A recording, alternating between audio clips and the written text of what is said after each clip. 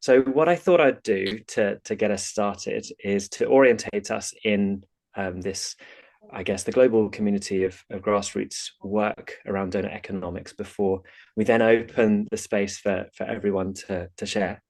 So the intention really is to give us an insight into not only what's been happening, but actually how we kind of practice this grassroots work of connection online. So I will be opening the floor in not too long, and I don't know how long it'll take me to give some background. And into that space, we can share the things that we're either doing locally with donor economics. We can share the questions that are most alive for us, either in our direct work with donor economics or not, or the wider work you're most interested in or doing right now. And you will be able to reflect on what other people bring. So I'll open that space, open the floor for your reflections and sharings soon. But to get us going, my idea is to give a little bit of background, a little bit of context about what we've been doing, who we are as a global grassroots community. And to start that, really, I'm going to just share my screen and maybe start with a technical diagram. Stop sharing. Hang on.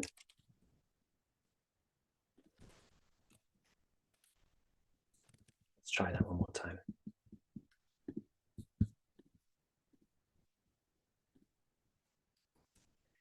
Okay, so here's a little visual to help us orientate around what grassroots can mean in this work with donor economics. So starting at the smallest scale in your home, where most of us will be calling from today, we can pick up the ideas, whether picking up the book or reading about them online or watching videos or joining a session, and connect with other people as peers. So we can connect from household to household, but irrespective of where we are in the world. At the wider scale, moving up to the sort of the street and neighborhood, the people who you share the local park or school or shops or buses, people who you see every day, you can begin to explore the ideas and what they mean in your place and how you might begin to take action together.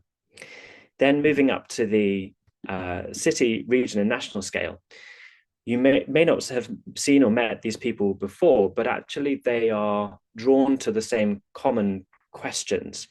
They might be working towards a to acting on another part of the donut to what you might be interested in, but encountering the same systemic challenges, whether it's a policy or a barrier to do with finance or a cultural mindset or something that's blocking many people's work towards safe and just futures. So when people connect over the city, region, and nation, these wider scales, you can begin to make visible these common challenges that you face and work towards this deeper systemic change. And at the global scale, we have all of these practitioners, people working in the household, street, neighborhood, city, region, nation, coming together to learn what are the common experiences we have and how might we offer each other solidarity in our respective work and find ways that we can move our local work forward through these spaces of global connection and learning. So the donut itself, this is the donut that was launched a few days ago on Tuesday, with Kate Rayworth and Andrew Fanning presenting the updated visual of planetary health and social health. And it's quite a stark picture. But the donut as a holistic goal is one that has attract, certainly within the grassroots space, holistic systems thinkers. So people who are seeing the picture in its fullest sense of social and ecological thriving across all of these dimensions and more. And it's attracting people who are interested in connecting people across society to bring about the change we need. So connecting residents and all parts of civil society with policy and business and education and the different economic roles that are played to help meet people's needs and to do so within the means of the planet. And so it's a community who, I think that's one of the grassroots work, that's one of the common qualities of who joins, who's most interested in this grassroots work. People who are thinking about connection, thinking about, I guess, the humanity behind that connection. We might play all these different roles of a policy maker, an entrepreneur, an educator, a civil society sort of leader or community organizer. But when we see this picture and we reflect on our role in moving back into the green space, how do we meet people as people and form the bridges and the connections and relationships that will help us get there? Around the world, it's kind of unknowable how many people are taking action within those different scales of grassroots community. But here's a map that shows people who've made themselves either visible as a group or network for change, or as a community-rooted organization. And there are many places that we've not yet seen or who've not yet revealed their work. I think there's something about the very locally rooted work that can be hard to make visible. And kind of hidden amongst the European groups, you can see the Netherlands. And Amsterdam Doughnut Coalition was the first network that formed around the ideas in late 2019. And it was at a similar time when the city of Amsterdam were working with their Doughnut City portrait. And so both the city administration and the grassroots organizing started working together. And Amsterdam have been a pioneer in the early stages, where they have had now, I think, 4 or 5 annual days of grassroots action across the city. And back in 2022, this drew in a lot of attention from other grassroots organizers who came to Amsterdam to see what they were doing on that specific day of coordinated grassroots action across the city. And they said to each other, what would it mean if we were to organize this in our place on the same day? And then we become globally connected in our local work. And so the idea for Global Doughnut Day was born. And I say day because the first year we tried it in 2023, I say tried it, we did do it. We held it on one day, and then we had, I should have the numbers with me, I can't remember how many people were involved, 4,000 I think, participants locally based. And then we had simultaneously we had online sessions that people could show locally, and then we had spaces for connection. And this then iterated out into the 4 days of action that we had last year, Global Doughnut Days 2024. And the idea was that we would have 1 online day of connection and then 3 days of local action that followed. It ended up with a very intense 1 day of online connections where we had 24 hours of programming and quite a few overlaps. And so this year we've learned again, and it's been over the last few years a process of iterating and evolving. The Doughnut Economics Action Lab is experimental in nature. All of this work is experimental. So we have, this is the third of 4 days of both in-person and online organizing. But one of the big things actually that came out of last year's organizing was to say the review process revealed that we wanted regular connection throughout the year of all these places, to say, how do we stay connected and build upon the relationships that we've made through the Global Doughnut Days organizing. And so this year, we have, I'm just going to show another picture whilst I talk about the next thing, all these wonderful places and more. We've had monthly connection spaces of 90 minutes at 2 different times on the third Thursday of the month. We started that in January, and we've run it every month with a break in August. And what we intend for this session today is very much to repeat that. So this is our October Global Connection session, just with a slightly different format, where I'm showing a few slides to begin with. And these spaces are there for us to say hello, hear each other's voices, see each other's faces, learn about the barriers we're experiencing, the challenges we're experiencing, the grief we're experiencing. I think that was a big breakthrough moment earlier in the year, where we realized we didn't have to put on a mask when we came to these spaces. We could really come as ourselves and share share how we felt. And that gives everyone else the opportunity to support where you're at, which is really what we need when we come together in global solidarity around our local work, because you can really sometimes feel alone if you're encountering challenge at every turn in your local work, either from policy or business, or mindsets from people across society in your place that feel like you're maybe not making any strides or inroads towards your ambitions to connect people towards a thriving future. And so these spaces we've had every month, and it's been a great moment to deepen the relationships that were born through Global Doughnut Days.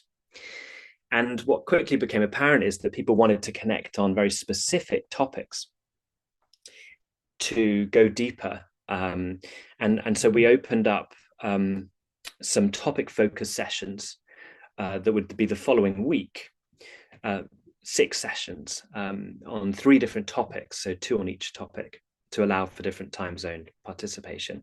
And over the year, we've had, I'm just going to list them now, we've delved deeper into communal land ownership, into sustainable grassroots funding, into nurturing human nature, into measuring the value that we create as networks, into community indicators of living well, into creative community engagement ideas, and into the topic of communities and people who feel they have no voice, choice, or power to bring about changes they want to see in their place.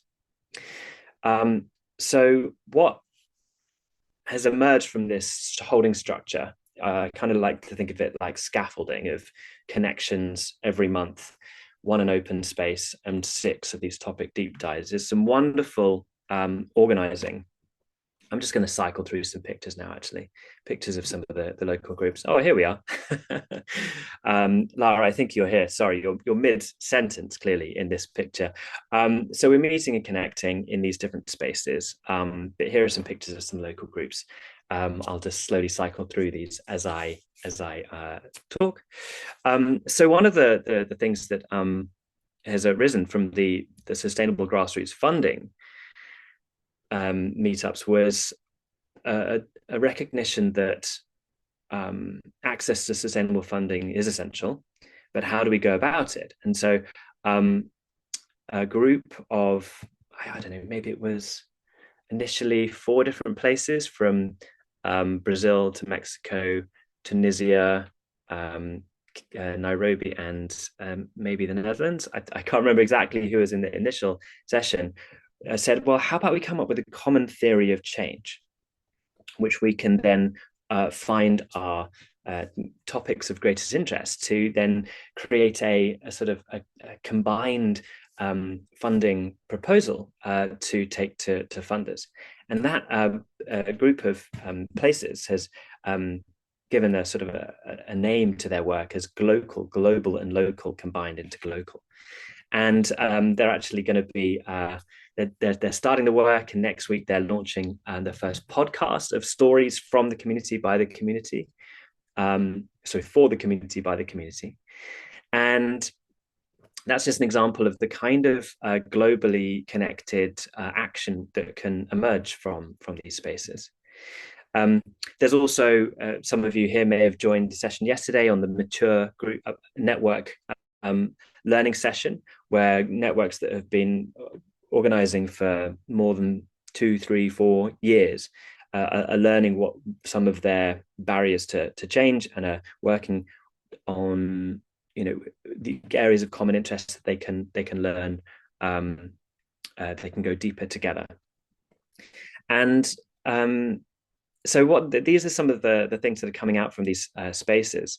And something else that I certainly feel in the spaces is that they are really important in the work of systemic change, when we can not come to these spaces with answers. It's not like we can necessarily take a problem and solution mindset when we're doing this complex systems change work. It's more about sharing what's most alive for you, and then these collective perspectives, all of our different perspectives, experiences, feelings, ideas, questions, how that kind of widens our collective view of the systems we're looking to transform.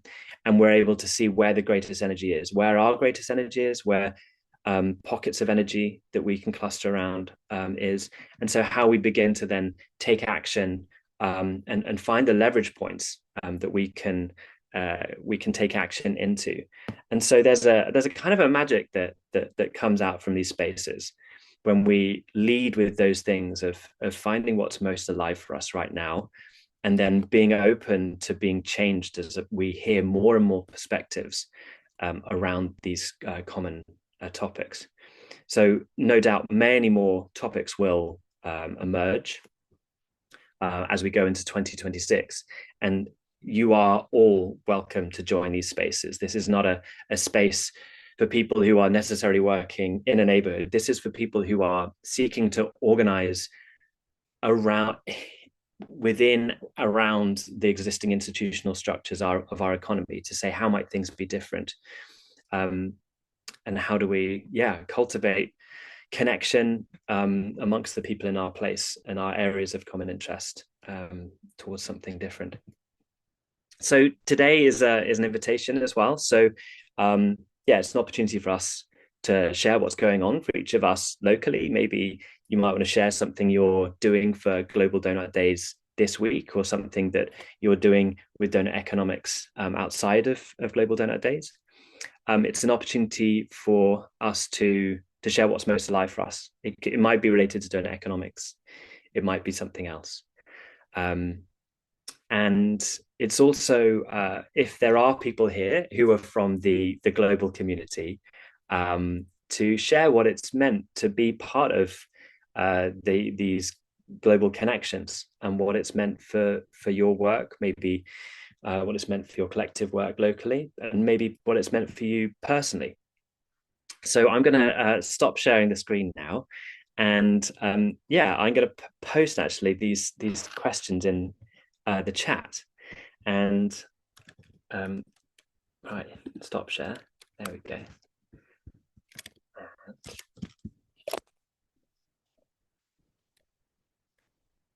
Here are the questions. First of all, you can say hello. You can share where you're calling from. You can share how you are. That's something I didn't say to begin with. I'm well. I'm calling from London, and excited to be here. And what's most alive? You might choose to share what's most alive for you. You might choose to share something that you're doing locally for Global Donut Days, and you might also share something that you're doing beyond GDD. And if it's relevant for you, if you've been a member of this community, you are welcome also to share what it means to you to be part of this global community. So thank you, Isabella, for sharing that in the chat. Oh, hang on, Izzy. Sorry, Isabella, Izzy. Sorry, It's early in the morning. I'm not a morning person. So yeah, you can unmute or you can raise your hand, either your real hand or your virtual hand by clicking the reaction button. And I'll lightly facilitate the space by handing to those who wish to share something. And in the spirit of these spaces, it's about finding the sweet spot between sharing what you would like and not sharing so much that others don't have time to contribute. So we'll collectively sense where that sweet spot is. Great. And then what we'll do, you can actually have two different views of the room. You can do speaker view, and it currently, I think, just has me and Hannah. And you can have gallery view, which then sees everyone. So I've got everyone in gallery view. I can see you all now. So you can choose to do that. What we'll do for the recording is I think we'll pin you as you come, so as you speak, so everyone can see you, if that's okay. And of course, if anyone has any questions about what on earth we're doing, feel free to share that too, either in the chat or say something, and we can work out what on earth we are doing here. So who would like to be a brave soul and put their either virtual hand up or real hand, or unmute and say something? I love silence, by the way, so I'm completely fine just to sit in silence whilst we work out how we start. Braden is the brave person who has put their hand up. So thank you so much. If I do this, you're now one of the fellow pinned people. Hello, how are you doing? Where are you calling from? Can you hear me okay? I can hear you, yeah. I'm calling from Sevenoaks, which is a town in Kent in the UK. Um, and I'm a network weaver. If those of you who might be familiar with that term, it essentially means someone who brings people together for um, collective purposes, looking at the broader system. Um, and so I'm joining because I work at multiple scales, global, bioregional, local, and I try to be well connected with those doing systemic change at all those various levels around the world in different contexts so that I can better help to bring people together with others who either share similar challenges or, um, want to collaborate together or need to collaborate together. So, yeah, but I'm also working locally to revitalize our um, uh, town's climate action network. And eventually, I feel like the mindset is still a bit old school, but I think they're definitely progressing. So at a certain point, I feel like I would love to introduce the donut and do like a town, like co-created neighborhood donut for our town. Um, yeah, that's the ultimate goal, but I feel like maybe not quite yet, but it's definitely in the works. But I would love to connect with any of you who are interested in that, and weaving with not just other donut economics groups, but other types of groups that are working on paradigmatic change, systemic change from different domains, different lenses and perspectives. So yeah. Thanks so much, Braden, for sharing that and for being the first person to share. I will also share now in the chat that we've got the launch of the new tool, What is a Donut Portrait, which if you're seeking to create a portrait for your place, that can be a great starting point. It's got case studies, it's got a step-by-step guide, it's got a tool library, all that kind of thing. Yeah, so thanks so much for kicking us off. Great. Marilyn, I can see you. And what I'm going to do is I will now, this is the first time we've done it in this way where we have pins. So I'm going to stick a pin on your screen and we can now see you. Thank you for unmuting. The floor is yours. Thanks, Rob, and hi, everyone. I'm calling in today from Eco Village Findhorn in northern Scotland. I've been following the donut pretty well from the beginning through other hats. I'm a founder of Integral City Meshwork, so I've been looking at the integral perspective, was really excited when Amsterdam started their portrait, and know quite a few people in the Netherlands that I do my work there with, also with another social enterprise called Living Cities Earth. So that's kind of a more global perspective. But I thought today for this grassroots discussion, I would bring forward a dilemma that we have in Eco Village Findhorn, and that is we've lost our founding company.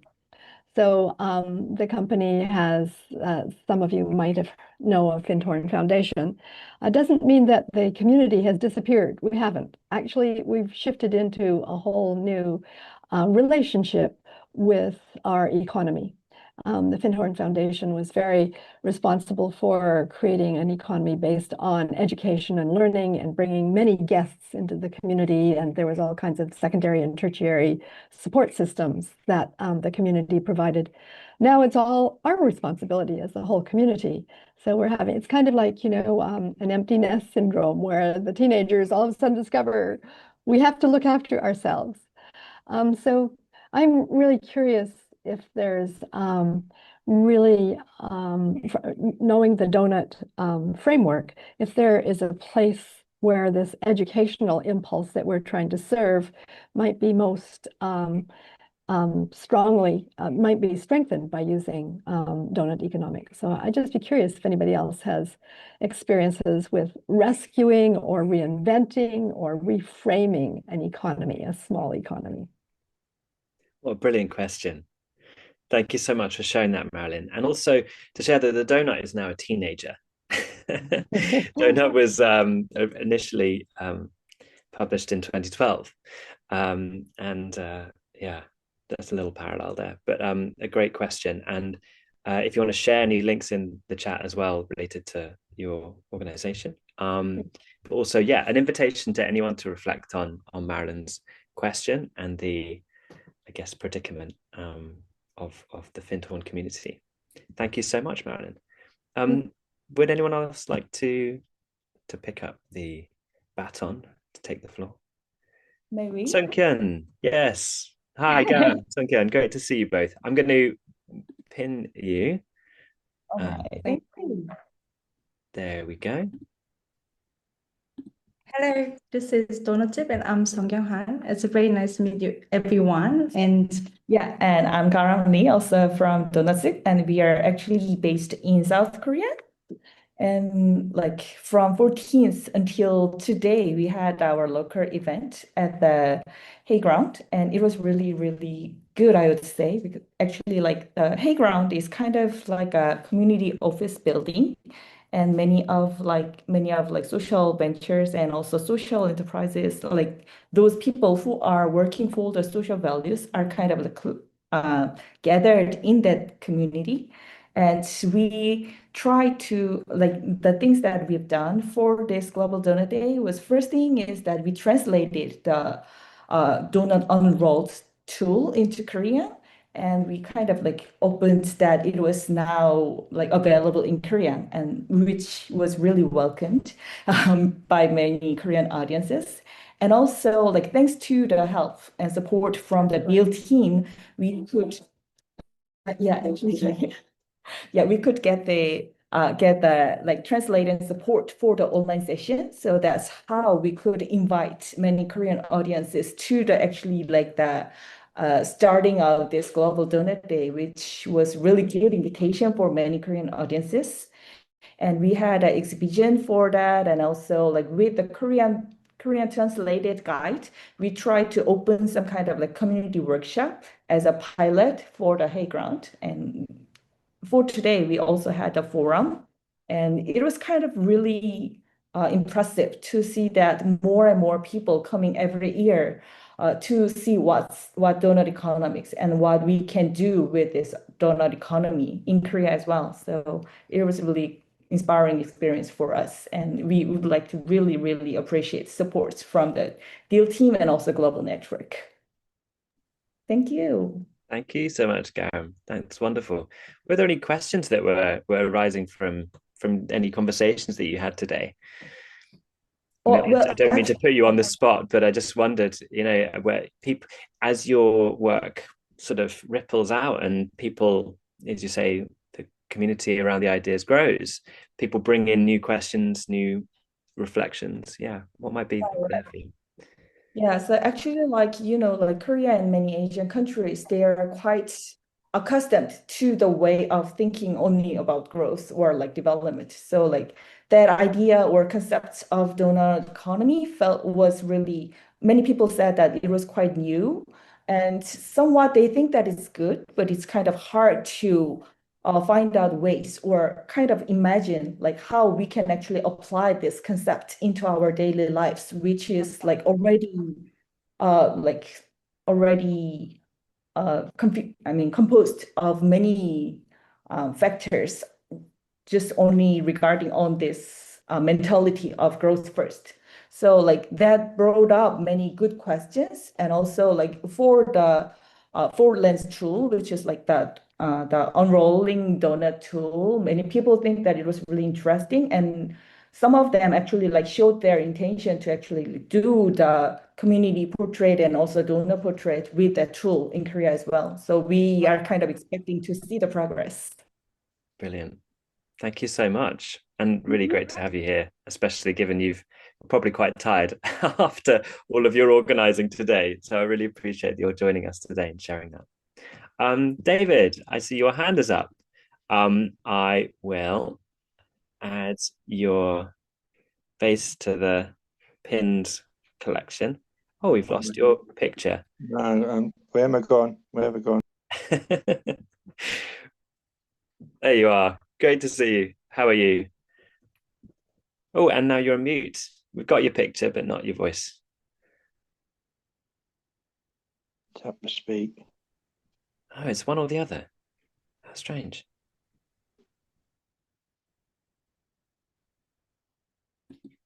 And now we have neither.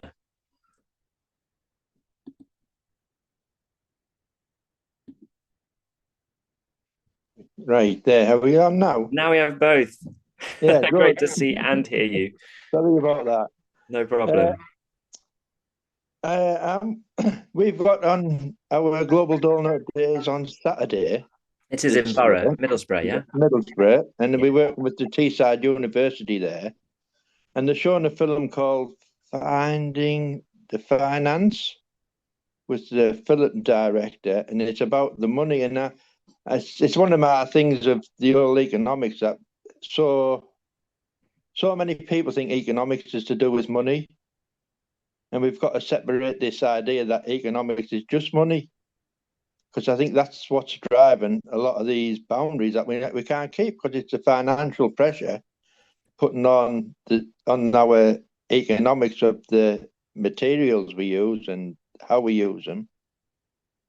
So I'm just interested in learning with these university lecturers and the filmmakers, and it should be a good outreach for us. And another thing is we're still working with what we're working on in locally is our edible food garden, which is our hub, and we're doing personal portraits as new people arrive, so we find out who they are, where they've come from, why they ended up in Middlesbrough. Maybe some of them are born here, but we're getting them from all over, and it breaks down this barrier straight away, so we know who they are and some history of them and what they and why they're in Middlesbrough. So that's working well. I'm really interested in getting away from the finance economics to economics that work for us.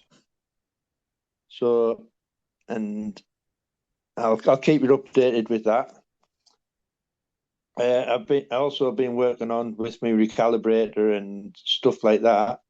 Is how I know what we don't have to do, but I don't know how to do it. But I've been working on how to do it now.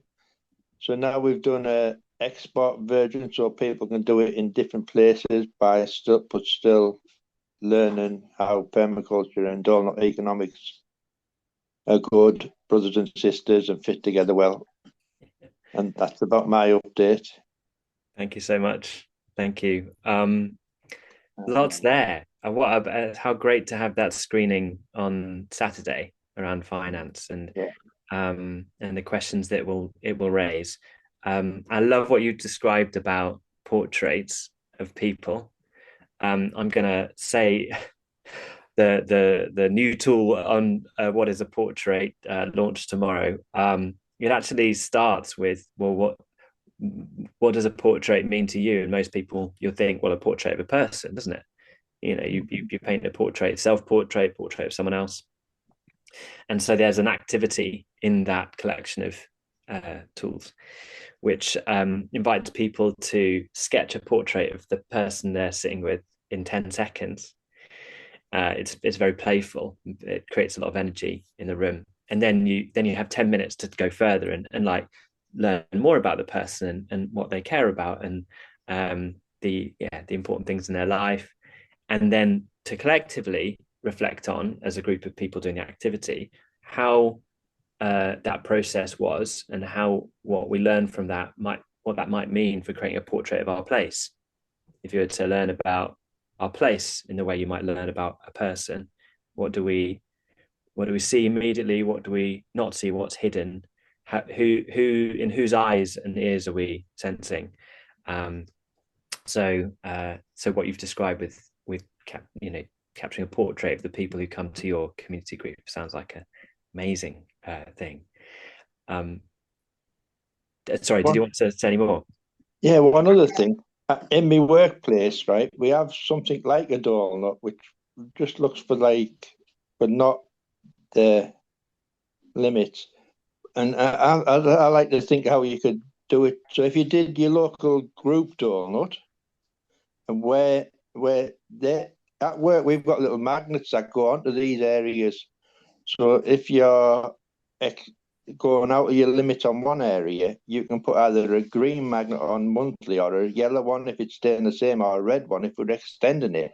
So we're looking at how to pull where we're improving in them areas and where we failing or going away or staying neutral. So I just think it's a good way to add to the doughnut because you can't keep doing portraits every month, but you could see where they're improving or disproving. Yeah, absolutely. Yeah, how do we track the things that show how well we're doing? Yeah. Thank you so much, David. We have a few hands up. I see Anna and Anka, and we also have Eva in the meeting chat who is saying that they couldn't raise their hand, and that they pipped Anna and Anka to the post. So I'm going to see if I can find Eva. And are you able to share? If I were to add your screen there.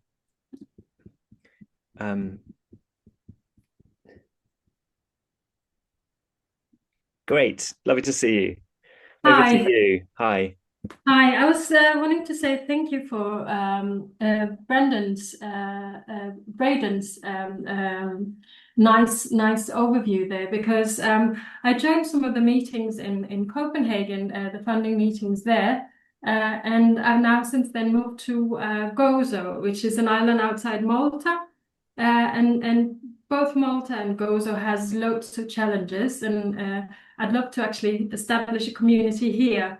I think the whole idea of joining forces so that you're stronger also when you're pushing on political boundaries and trying to force things through, but to gain more of a knowledge and spread more of a knowledge. So if anyone can help with how to establish a group and how to go forth, I would love to hook up with you guys. Thank you so much, Eva. Got a heart from Braden there. I think also, yeah, just to say that the fact that small islands, I think, have a larger responsibility in a sense. We all do, but it's so visible because, for example, I go and I go plugging. When you collect garbage, whenever I'm out walking, because I see it as my responsibility. It's humans who's left it there in the first place, and I'm a representative of the race, so I do my job, because if it wasn't for us, it wouldn't be there in the first place.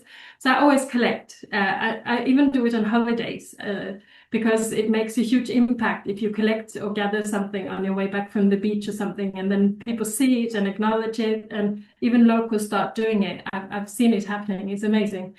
But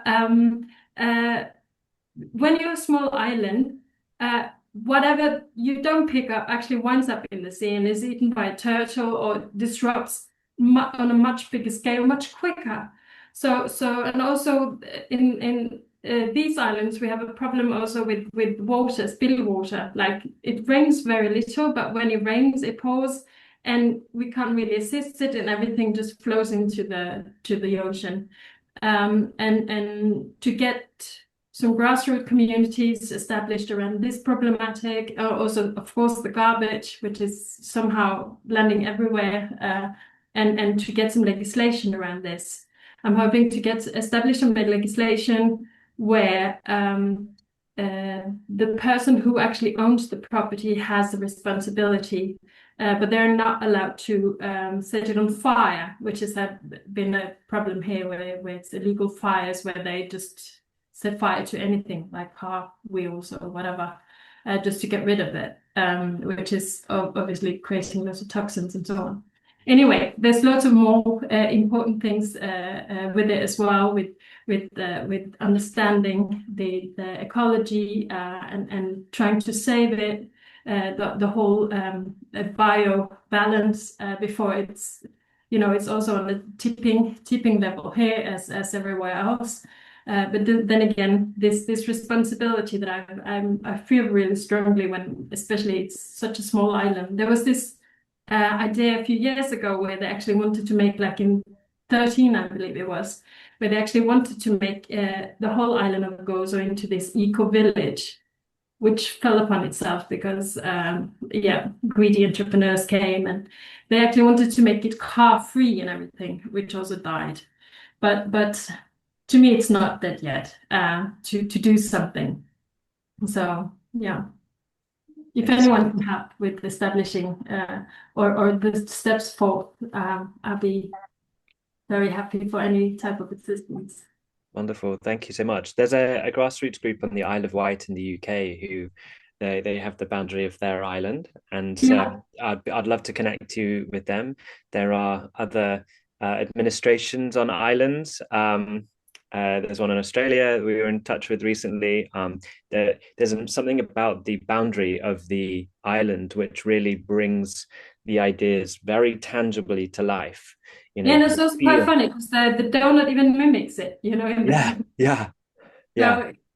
So I'll send you my email address. We can connect, and then I can connect you with some of these groups. But also, anyone here, please do reflect and share and any insights for Eva. Yeah, and you can also do it in the chat. Thanks so much. Great. So we have 4 people with their hands up. So we have Anna, Anka, Simona, and Heather. So we'll go to Anna in Stockholm first. Over to you. Oh, thank you so much. So I'm Anna in Stockholm, Sweden, and I read the book in 2023, and I found the deed homepage and the map, and we went into Stockholm and saw that already 50 people were here interested in the subject.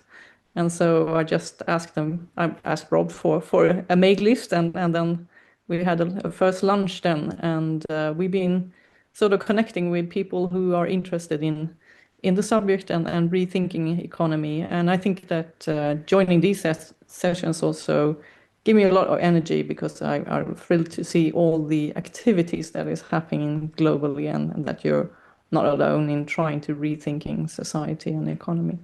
We are doing 2 events this week for the Global Day. One was a face-to-face workshop yesterday.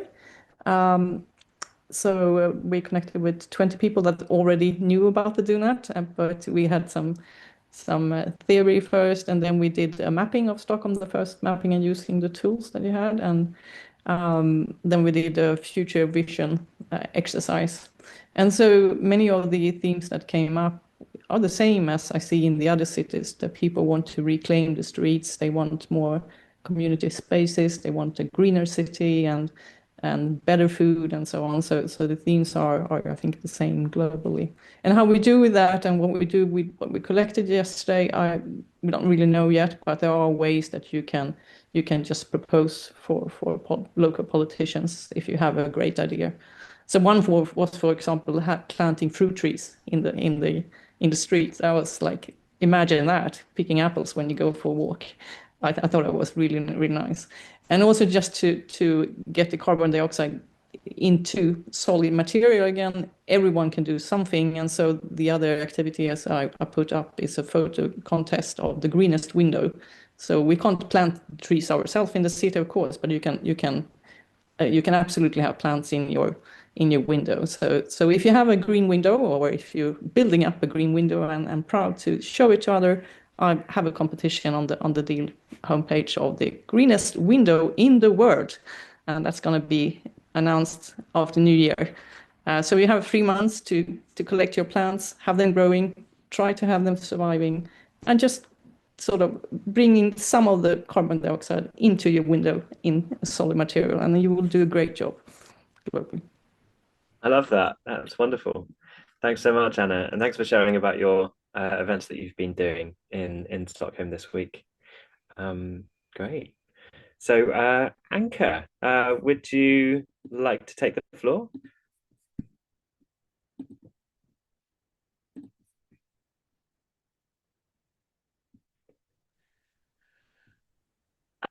Yeah. Hello, everyone. Good morning. I'm calling in from the Netherlands, and what we are doing for Global Donut Days this year is we shared a lot of the inspiration, of course, from the online courses everybody can follow. And tonight I will share my experience from my travels through South America the last month, where I traveled there because what I see and read was that, in my opinion, the message is a little bit different applied than in Europe, more from the heart and a little less from the head, and it's quite an interesting difference. So I will share travel experiences tonight. And what I also want to share is with our foundation, we took quite a large project on our hands. We are starting to research the possibilities of implementing a local currency to supporting development of local the regional community and regional economy. So and in this process, we start to prepare to create a regional selfie to have a starting point for the development. So it's a lot to do the next month. And I'm always happy to get the inspiration from the community and the possibilities to go back to the libraries and find tools and theories to use for this process. Thank you so much, Anka, and amazing that you'll be sharing those experiences you had in South America. Feel free to put that in the chat so people can see and attend. Going to do a brief bit of a housekeeping check. Natasha, I realize I've been using the wrong technology of pins rather than spotlights. How are things looking from the recording perspective? Is this okay? Yes, this is okay. We're spotlighting on the recording, so part of the community are being able to be seen on the spotlight and in the recording. If you do have your hand up and you have your video off, I'm not able to spotlight you. So if you would like to appear in the recording, please do turn your camera off. But it looks great, and thanks all for the contributions. Wonderful. Thanks so much. Thank you, Anka. We have 4 people's hands up: Simone, Heather, Vincent, and Debbie. So we'll go in that order. So over to you, Simone, first of all. Hi, can you hear me? We can. Can't see Hello. you, but hearing is probably the most important thing. I will keep my camera off because I don't trust my network to be able to convey my image and voice. So I am joining you from just outside a little town in West Sussex on the south coast of the UK. I can actually just about see the Isle of Wight on the horizon in the distance. I'm incredibly new to Doughnut Economics. I've basically just come across it this week because I saw something on the Global Doughnut Days on LinkedIn and thought, this sounds interesting. I'll have a look. And it's one has just kind of given me a little more energy, I guess, and a bit of positivity. So thanks. Thanks for being there. But it's also made me wonder how it could be used beneficially in our community. So we've got a small coastal town, has all the challenges kind of typical with the UK seaside economy, very seasonal income. I'm sitting beside a lovely cafe on the beach, but that's already closed for the winter season. There's not much work. There are, on the other side of me, are literally multi-million-pound houses right on the seafront. But if I walk a little bit further down, there's some of the most deprived communities in the UK. I haven't lived in this area that long, and I don't see that much of a kind of environmentalist community, but there are certainly people who are wanting to improve the lives of local residents. So I'm really interested in, similar to Ava actually, how can we build some kind of a community and a bit of movement, and use some of the ideas and the visuals and the funness that I can see in Doughnut Economics to help kind of illustrate some of the challenges to powers that be that need to take some action, but also to share some of what I have just found even in the last few days looking at it, that it is possible to demonstrate also the kind of opportunities and the possibilities and what that we don't have to be passive, and we don't have to put up, I guess, with the way that some things are, that it's possible to create change. Thank you, Simone. Thank you for describing so wonderfully visually where you are, and for sharing your questions. I'll send you a picture because I am right on the beach, so it's quite a lovely view. The questions that you ask about sort of the fun ways that you can engage people in the ideas, just start popping with ideas and suggestions for who you might connect with or things you might read. I'm going to put my email address in the chat for everyone, so you can follow up with these questions if you like. We also have a Slack space where you can ask these questions to the whole community, so I'll put links to that too. But yeah, there are so many ways in. I think the language that Civic Square in Birmingham used was like thousands of ways in to this conversation, in all of their diversity, from a simple conversation starter to a playful game to a space that, or conversations that really acknowledge the material need faced today relating to food, energy, housing, these things. So there are many ways into the conversation. Indeed, Emmy from Borough Doughnut hosted a session last night on creative community engagement ideas. So that was a conversation that was being just happening yesterday. So yeah, I'll share my email address next, and I'll hand over to Heather to take the floor. Okay, thank you. My name is Heather. I'm currently in Munich, Germany, but originally from the United States. I work in international facilitation and personal development, and I joined this event last year and experienced a really transformation in my thinking that has colored my work since then. I'm also in touch with the Munich group here, but on the periphery. What's most alive for me, my shifting attention.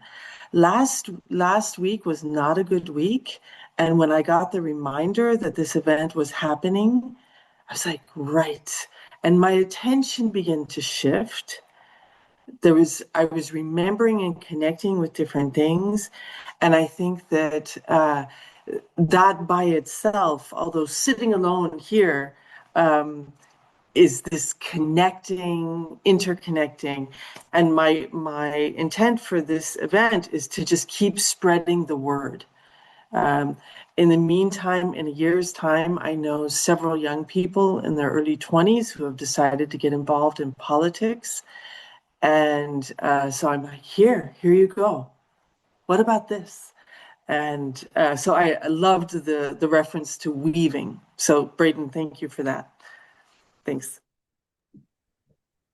Thank you so much, Heather. Thank you for sharing what's alive for you now. I think something I forgot to mention at the start when I was bringing reflections in a presentation format is that I think when we lead with what's most alive for us now, we're at the front edge of like this system where it's at, which is the best place to act from.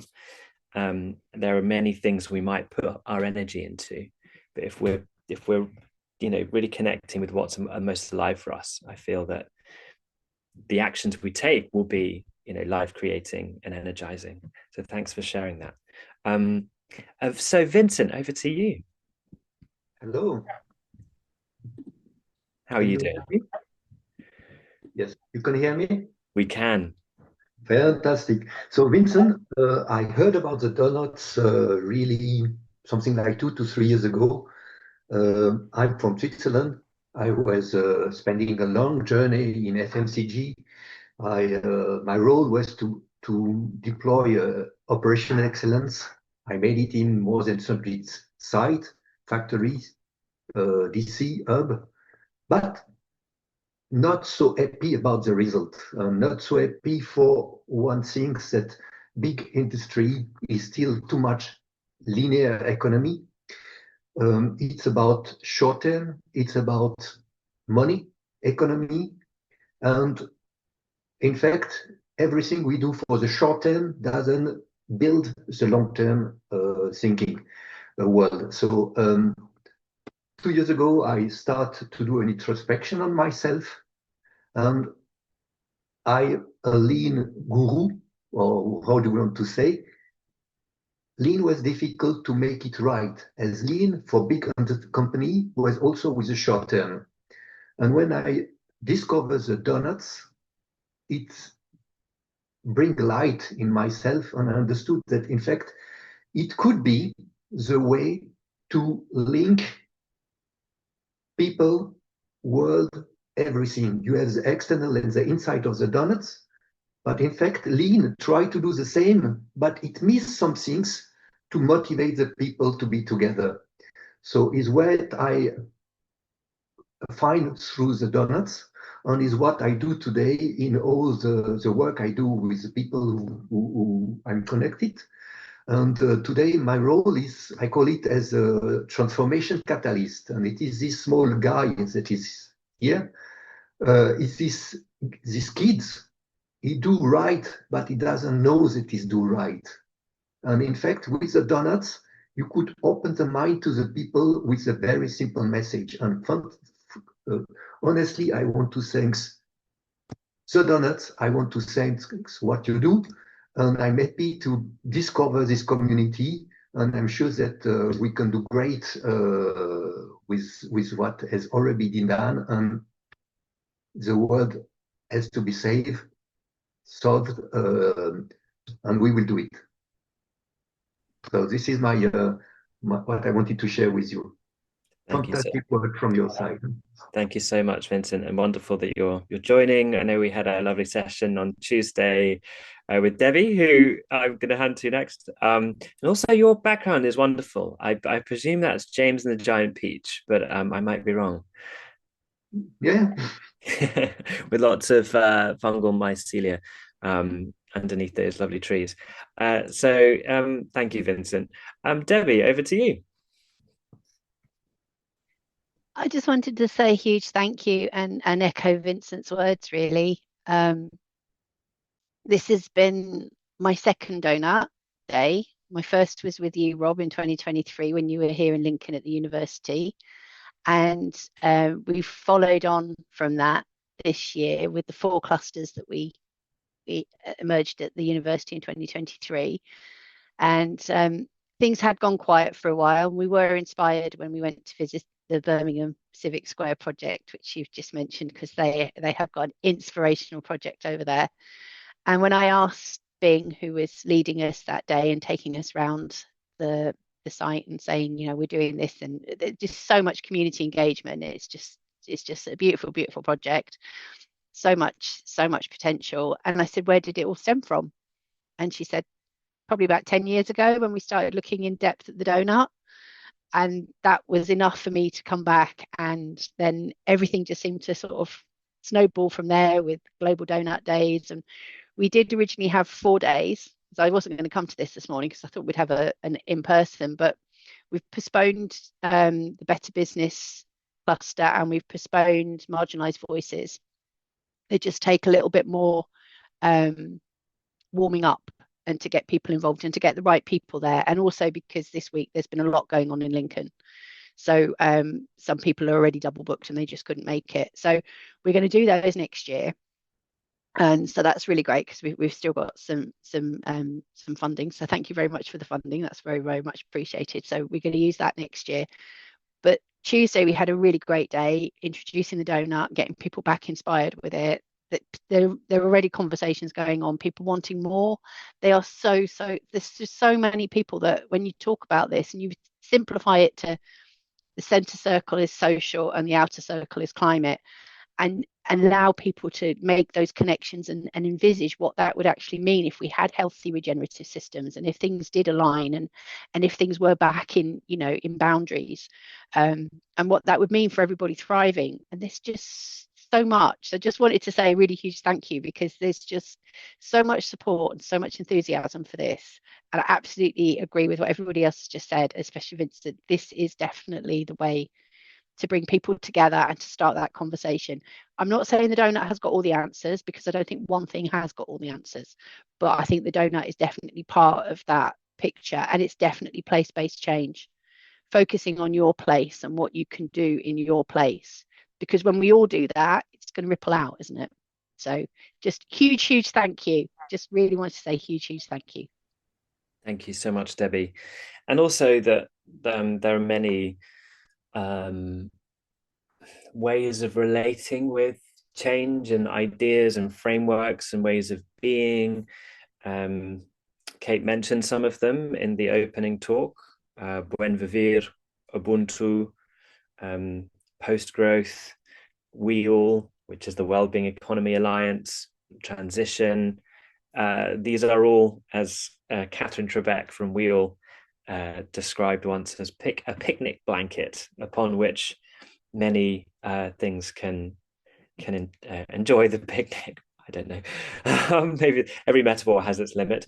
So yeah, donut economics are ideas and tools and means for connection amongst many. And so one of my ambitions is to see how we are form more connections between all these different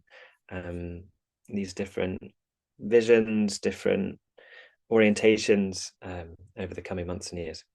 I'm just going to share again the invitation So if you've not yet had a chance to share something, you can simply say hello and where you're calling from and how you are. You may choose to share what's alive for you right now. You may choose to share what's going on for this week with GDD or beyond. And then for anyone who's been part of the community for a while, you can reflect on what it means to you to be part of this. So opening the floor. Lara, lovely to see you. Over to you. Hi, good morning, everyone. Yeah, I'm just going to keep it brief, just to say thanks a million. It's so great to hear what everybody's doing.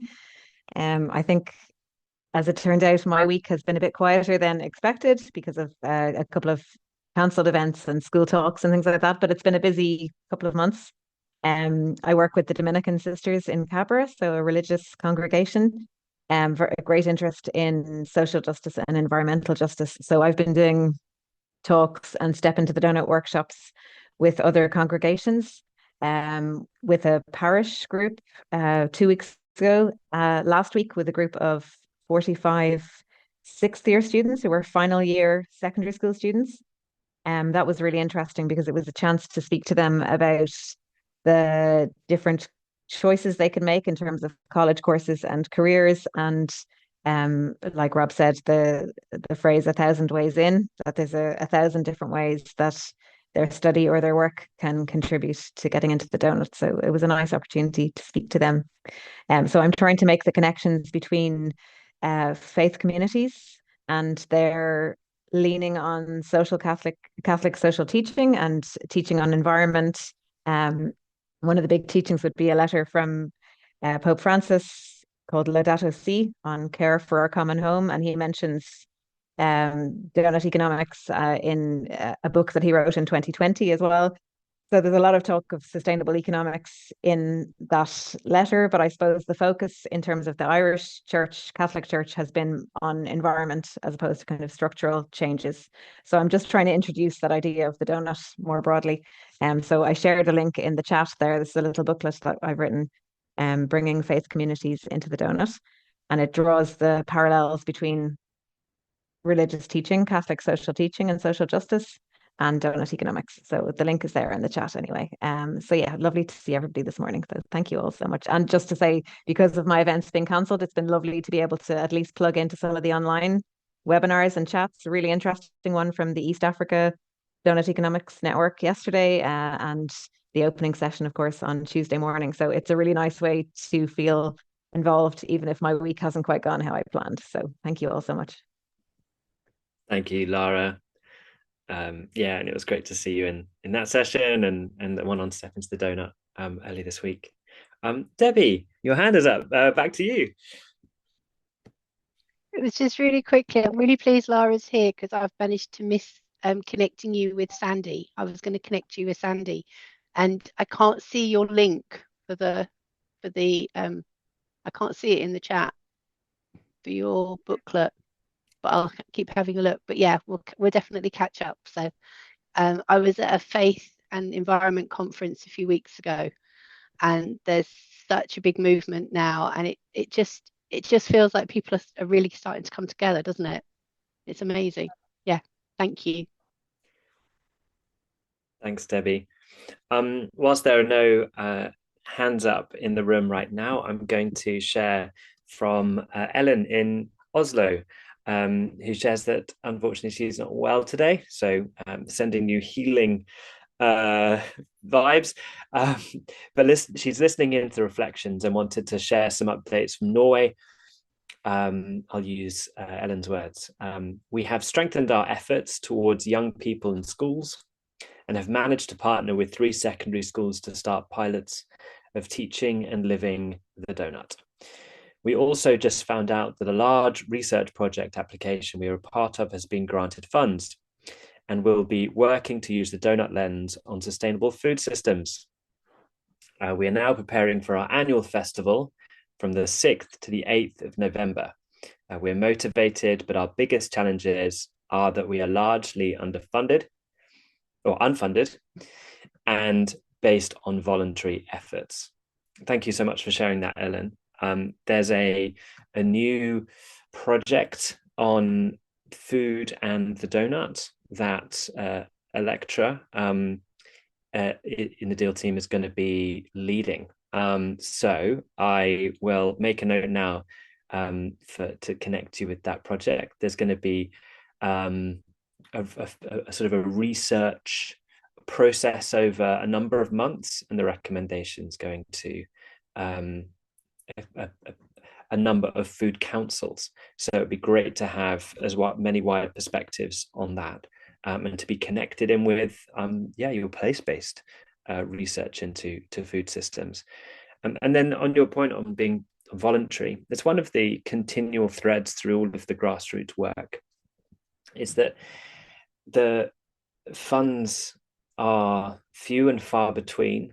And when we are seeking to transform systems, it's very hard for the system's finance to come your way.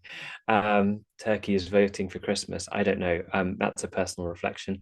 But yeah, it's an ongoing conversation. And it's one that the global project team are working with. So if you want to connect in with them and their efforts to amplify our local work by connecting it, and then creating that kind of almost like global picture of the localized work that is more visible to and attractive to sustainable funding. So that's just a connection that might be good to make. Are there any would anyone else like to share, to say something, to reflect something?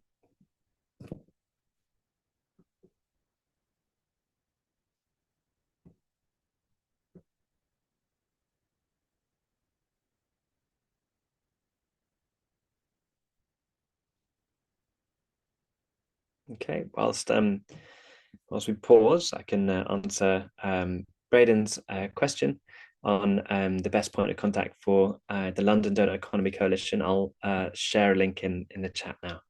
Hopefully that'll be who you can contact.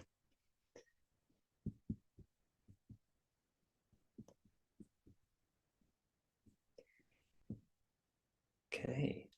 So whilst we have a few minutes left, I'm going to take the opportunity to share a few things that are going on for today. We have a screening this evening that people might be interested to attend, which is a community project.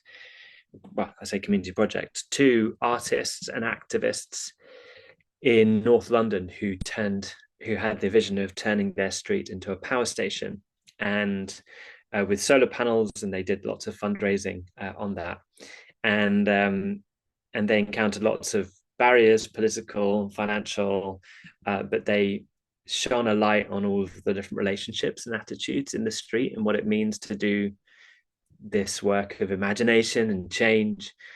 So that is a screening tonight that you can sign up for and watch wherever you like. It's available for 48 hours after the screening as well. And Kate Rayworth will be joining the artists, filmmakers, activists afterwards for a Q&A to reflect on their work with a donut lens. So if you're able to, do join that. And these connection sessions are ongoing. So in November, on the 3rd Thursday of the month, I'll have to check again what date that is. The sessions will be hosted by the Global project team as I take a few months of paternity leave.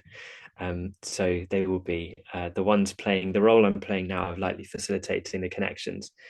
So I'll share a link to those as well, but before the end of the call. Thank you, Laura. 20th of November. Would anyone who's not yet had a chance to speak like to share anything?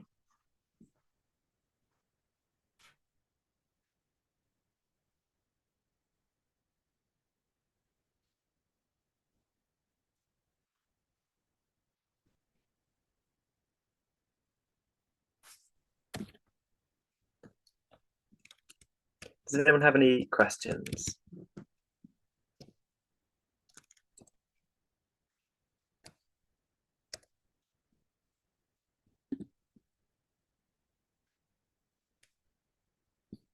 Debbie, over to you. Sorry, me again. I put a question in the chat. Rob, the Earth Lens sessions that I've done this week, the people that have been there have really responded really, really well. I know there's a couple of people here that were with us during one of them, and the people that were there this morning really responded well as well. And we did talk about possibly doing it as like a regular slot, which I'd be more than happy to do. And I'm just wondering, and being we've got lots of people here and we've got the chat, I'm just wondering if it's an opportunity. I don't know whether to do it on a Saturday morning or to do it on an evening weekday, because those seem to be the best times for people to try and hook into stuff. So I don't know, maybe, I don't know if we could poll it just really quickly and see if people have got a general feeling for a Saturday morning or an evening weekday, and then I'll know that I'm at least trying to, or your experience of doing these things, because I really don't know when to do it, is the honest, and it took about 45 minutes, so it's not a massively big session, and then we can see how it expands, but just what people think really, and how to best meet that offer. I think it's a really interesting question, Debbie, of connecting with your local communities or the communities around a common interest, what time people have, when's best to meet. If anyone wants to share their experiences of grassroots timings, when's good, evenings, Saturday mornings, would anyone like to share anything on that?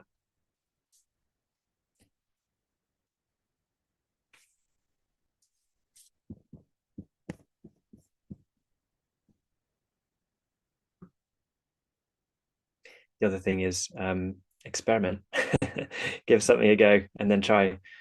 I was just going to say that I could try doing one on a weekday evening and one on a Saturday morning, and just, yeah, we'll just go with it like that, I think, and just see what lands best. Yeah, great.